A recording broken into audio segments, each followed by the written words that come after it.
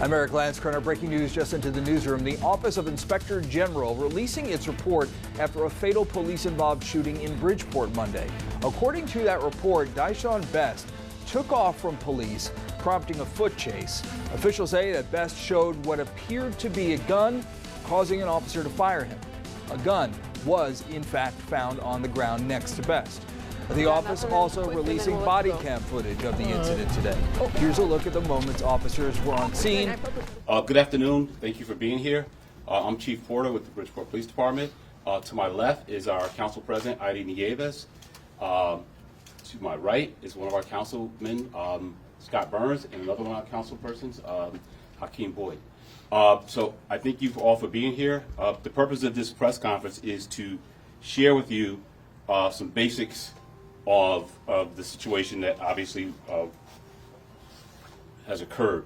The Inspector General released his video footage in a brief statement today, and I'm just going to have some remarks in support of what was released today.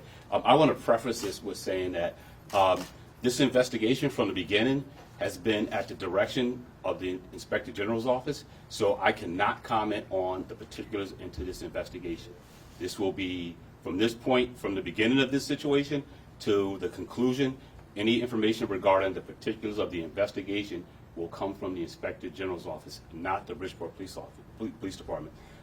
That was put in place by our legislators, I believe, in 2018 to create impartiality, and so there's no atmosphere or specter of any conflicts of interest. So all that will come from them. We will direct you to their PIO person if you need to, but that will all come from them. So I'm going to read a prepared statement and a few comments, and I may or may not be able to take a couple of questions, but I'll let you know. So again, good afternoon. Early today, the Office of the Inspector General released video footage related to an officer-involved shooting that resulted in the loss of life. First and foremost, I want to express my deepest condolences to the family and loved ones of Dyshan Best. Any loss of life is tragedy, and I know this situation has deeply affected our entire community. The Bridgeport Police Department is fully cooperating with the Inspector General's independent investigation. We believe in accountability and transparency, and we are committed to ensuring that all of the facts are reviewed fairly and thoroughly. I also want to acknowledge the officers involved in this situation and my police department. Police work is unpredictable, and officers are often faced with split-second decisions in difficult situations. As a standard protocol, the officer has been placed on administrative leave while the investigation is conducted. This is a challenging time for everyone, and I ask for patience as the process unfolds. And I want to reiterate that. I ask for patience from the community and everyone involved as this process unfolds. The releasing of this video and the statement is just the beginning. This is a process that's going to take some time. I want to take a moment to address something important. In today's world, information spreads fast, sometimes too fast. Misinformation, speculation, and hurtful comments on social media don't just affect the department, they impact the victim's family, the officer, and the entire community. I urge everyone to be mindful of the weight of words. This is a time for respect, for allowing the facts to come to light, and for supporting one another rather than dividing. Like every police department in Connecticut, the Bridgeport Police Department, we follow the state use of force policy, which sets strict guidelines on when and how force can be used. This investigation will determine whether those guidelines were followed, and we will continue to be as open as possible while ensuring the process remains fair and impartial. I know people have concerns and questions, and we are committed to keeping the lines of communication open as much as we could with the constraints that are put upon us in this situation. Our priority is always the safety and well-being of this community, and we will continue to work to build trust and serve with integrity. So obviously the ultimate decider of this situation, whether this is a justified or non-justified shooting, will come from the Inspector General's office. That will come from them. So regardless of the opinions of any of us, they will have the ultimate say in determining whether this was a justified or non-justified shooting. But I want to say that I've been involved in law enforcement for 34 years with the Bridgeport Police Department, and a total of roughly 38 years of law enforcement experience. And what I viewed on the video, as I know use of force, as I know training, appears to be in line with the training and what the use of force policy set forth. But again, that ultimate decision comes from the Inspector General's office, not me. With that, I don't know if our council president wants to say a couple of words. Thank you, Chief. On behalf of the mayor and the city of Bridgeport, we do call for patience, and we thank the residents who, at this time, during their time of pain and grief and confusion of not having all of the information, have shown a level of civility where we have seen civil unrest in other communities. So I thank the community, our community leaders, our religious community, and our city leaders who have helped quell any type of situation, along with the chief, who has remained an open door policy with those that have had questions or want to come to speak to him. But again, as the chief said, we ask for patience and due process.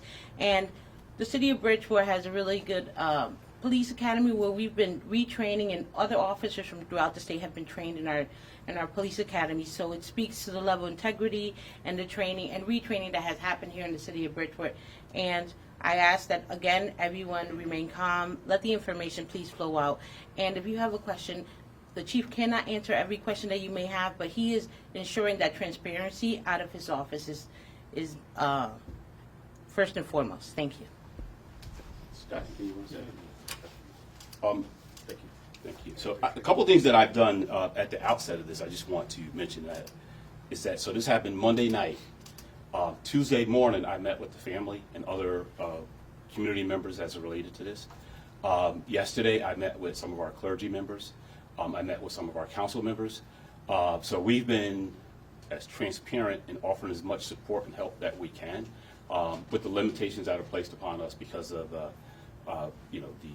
Inspector General's investigation. So with that, I'll take a couple of questions if I can, but again, remind everyone that I'm not at liberty to talk about the investigation. I want to remind everyone that the Inspector General's office has a site where they have posted the video as well as a brief statement. I saw you first. Hi, Brianna Gertula from the Connecticut Post. Hi, Brianna. You mentioned that in your experience in law enforcement, you watched the video, and from what you could tell, it seems that policies towards use of force were followed. Could you elaborate on that a little, and what you saw in the video that made you think that? No, I can't elaborate anymore because I don't want to interfere with the investigation. Just like everyone else, I viewed it and I had an opinion, but that will come, again, the ultimate decision will come from the Inspector General's office, and they will be the final determinant of whether it was a justified or a non-justified shooting. And we will respect whatever decision that comes from the Inspector General's office. How many years experience did that officer have? Oh, geez, I didn't use it. I believe roughly under 2 years. What did Mr. Best's family say to you on Tuesday when you talked to him? I'll keep that conversation between me and the family members.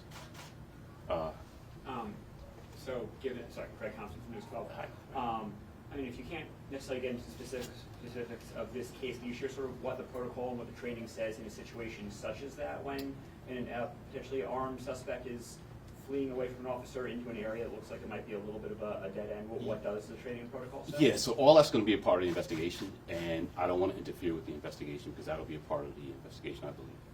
How are the officers doing? Obviously, when they go through something like this, it must be, tough on them, especially the officer who had to, fire their weapon. Yeah, thank you for asking. That's a really good question. I appreciate that. So, yeah, they are receiving the support of the department and resources that we have for them. And, this is a traumatic situation, not something that one would want to happen, but we are supporting them, and they are receiving resources and support from the department. And do you anticipate that that male officer will be on leave until the investigation's over? That's generally how it works. So potentially for a year? Hopefully it won't take that long. Chief, how many officers are on leave actually now? So there was one officer who was involved in the shooting, so he's involved as it relates to the shooting. And that one officer as it relates to the shooting. And were the tasers, how many taser shots were made? So again, that's a part of the investigation, and I can't comment on that. Chief, while the officer is on leave, will he be paid? Yes, paid administratively. That's per our union contract. Do you have a message to the community, and especially those who see this as a reason to be fearful of police? Yeah, so I think we've kind of touched on that a little bit, and I'm glad you asked that question. So I think that in the 2+ years that I've been the police chief, we've done a lot to mend some of the negativity towards the community and the police. And I would just say, give us patience. Look at the work that we've done over the last 2+ years. Look at the work that the administration is doing to really bring the community and the police together. Look at the engagement efforts that we've done in the Bridgeport Police Department the last couple of years. Look at the outreach efforts that we've done in the community the last few years. And let's not forget those things, and we really need to build upon those. And like I said, regardless of how the situation turns out, we'll accept and respect that decision. But yeah, I want the community to know that we are still a professional police department that operates with integrity and honesty, and we try and be as transparent as we possibly can be. And yeah, we support the community, and I believe and hope that the community continues to support us. Can you explain what the public opinion has been of this incident before the video has come out? I really don't follow social media and things of that nature, so obviously there's concern. I understand that, and questions. That's why we ask for patience. So, the public opinion and those concerns are justified, and hopefully this video and this statement from them will provide some level of information. And again, we just have to wait for the Inspector General's office to complete their thorough investigation. Chief, can you just talk again, why is it important for the community to be patient in times like this? Well, because these are processes, and this was put in place by our legislators several years ago, so it can be fair and we get to the just and correct conclusion. We don't want to rush and get to an incorrect conclusion, or have misinformation out there. So I would please ask everyone to just trust the process and let the process play out. Okay. What kind of pressure has this put on the regular patrol officers now? Another good question, because when things like this happen, it affects the entire police department, not just the officers involved. But we have a strong police department. We have a very professional police department. We have very good police officers, and they're resilient. And they'll be okay. And we'll be okay. We'll get through this. But we need the community support too, as well as our administration and our elected officials as well. But yeah, it does put a strain on the department to some degree. But we have resilient police officers, and they're professional and they're good. Okay. So, again, thank you for coming. We have, if you've not seen the video, we could show it, and if you like, or you could just watch it on your own. So with that, thank you for coming, and have a good day.